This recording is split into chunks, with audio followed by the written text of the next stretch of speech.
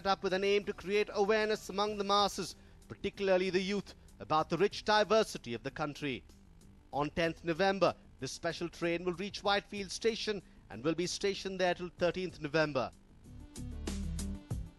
Later, from 9th December to 13th, again, Bengalurians can board the special train.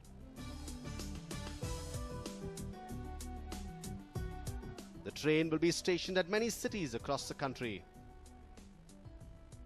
A News9 report. Well, moving on, the Shiv Sena now intends to send a delegation of MPs to Yellur to provide comfort and support to the Marathi-speaking population of the border village. Now, this decision is reported to have been taken by the Shiv Sena chief Uddhav Thackeray. Now, in the interim, the situation continues to be normal in Yellur village in Belgavi Taluk. So, amid all the controversy happening, Shiv Sena here going on to say that they will send a delegation of MPs to Yellur to provide comfort and support to the Marathi-speaking population of the border village. This village, of course, being in the border of Karnataka and Maharashtra, had a lot of stiff agitation as well.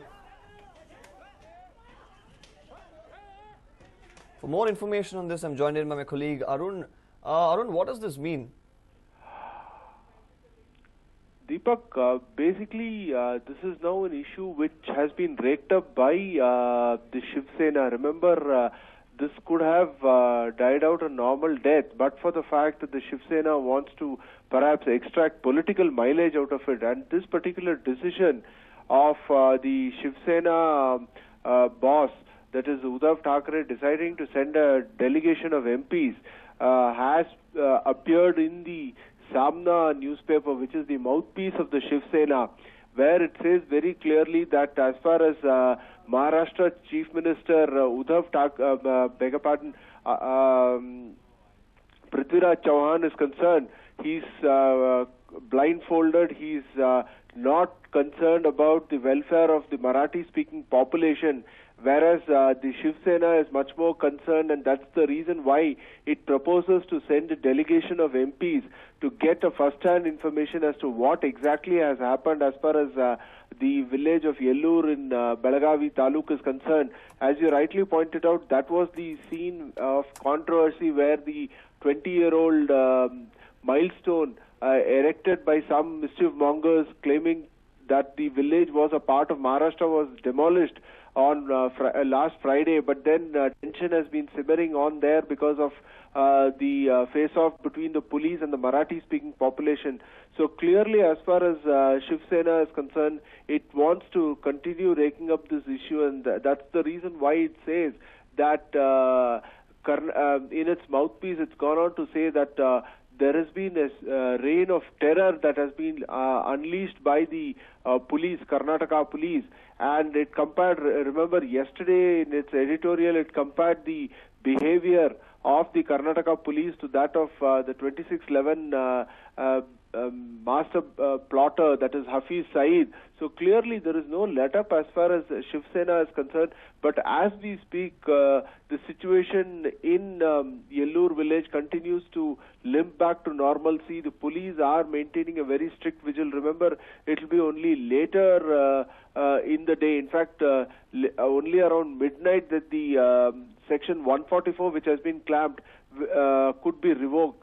So that has been extended for one more day. So today, as we speak, the village still continues to be under curfew. So we will have to wait and watch. But clearly, the indications are that the police is doing whatever is possible to ensure that law and order situation doesn't go out of hand, and the commoner, the Aam Aadmi there, is able to go about doing his daily tasks. Deepak. Well, Arun, amidst all the Lati charges and all the other controversies surrounding this place, they also made an appeal to the central government. So can we expect Modi or Rajnath Singh here to interfere in this matter? That remains to be seen, because remember, this, as far as the BJP, which is the government at the center is concerned, while it gets support from the Shiv Sena, it's kind of kept itself at a safe distance from the government action. It's not been telling the government, Karnataka government, what to do. So clearly it is bidding time. It is allowing the state government to take the decision, because remember, there has been always a talk that the state government should be more proactive. The center should not be found becoming an intruder, and that's the reason why perhaps they are not doing anything. But one can't discount the fact that probably the Shiv Sena may try to arm twist the BJP, because remember, in another few months' time you will have assembly polls, and Maharashtra would be one of the states, and this could become a political issue to say that the rights and duties of the Marathi-speaking populace across the border has been neglected by the Maharashtra government. In fact, remember, the reason why this particular delegation of MPs is being deputed to go to Yellur village is ostensibly because the Chief Minister Prithviraj Chauhan has actually blindfolded himself. He's not bothered about the welfare and well-being of the Marathi-speaking populace. That's what is the line of thinking as far as the Shiv Sena is concerned, Deepak. Well, Arun, can we see an end to this by today? It should, hopefully, unless and until there are some mischief mongers who are intent on raking up this issue time and again. But it should die out a normal death. After all, remember, at the end of it, this was not an illegal act on the part of the Karnataka government. Yesterday also we saw Chief Minister Siddaramaiah make a statement about it, very clearly saying that they acted on the directives or the orders of the Karnataka High Court, where a PIL had been filed saying that this particular board was an offensive board. It had been put up by mischief mongers, saying that this particular milestone, or indicating that this particular village was a part of Maharashtra, although the very fact remains that this particular village is a part of the Belagaum Lok Sabha constituency. So clearly, Chief Minister Siddaramaiah saying that we have acted according to the directive of the Karnataka High Court. So, as far as the Karnataka government is concerned, hats off to them. They have done an amazingly good job, in the sense they've not only removed the offending milestone, but also acted in a manner to ensure that the law and order situation does not go out of hand, Deepak. Right. Thank you so much for all that information, Arun. Was my colleague going on to say that we hopefully will see an end to this border fight between Karnataka and Maharashtra. On Sunday, we did see the police taking up lathi charges in the area.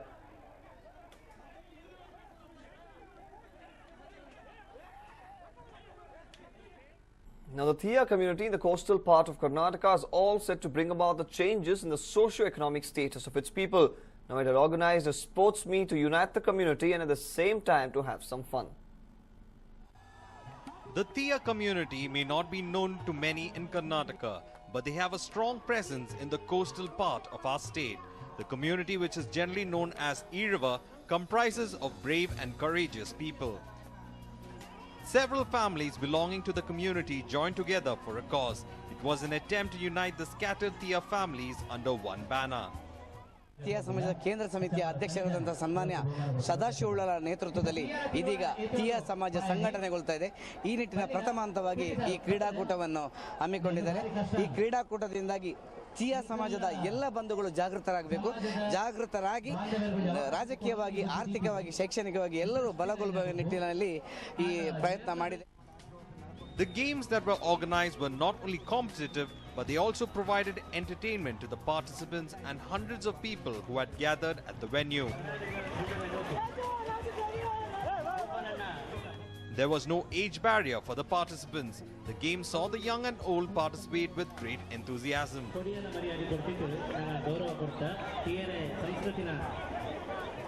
U.T. Kadar, the Health Minister of Karnataka, joined the men in tug of war.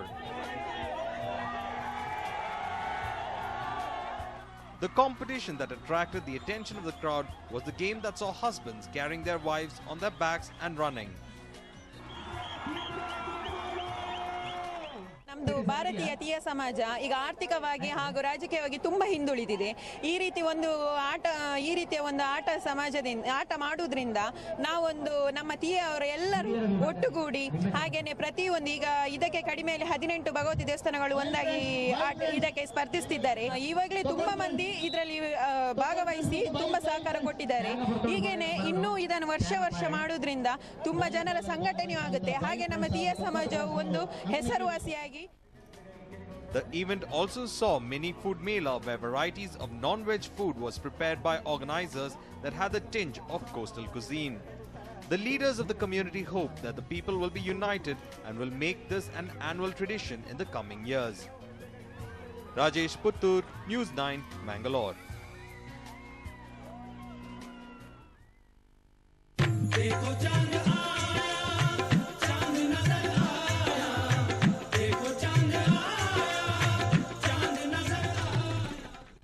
Well, it's time to feast. Eid ul-Fitr moon was sighted across India even as the clouds hid the moon in Bengaluru. And today the city will celebrate Eid along with the rest of the nation. Lights and celebrations will be seen early this morning in most of the districts in Karnataka. Finally, after a month-long fast, a day of celebration for Muslims across the nation and of course everybody else as well. Ramzan is here. The celebrations will start. It has already started from last night. It will continue throughout the day.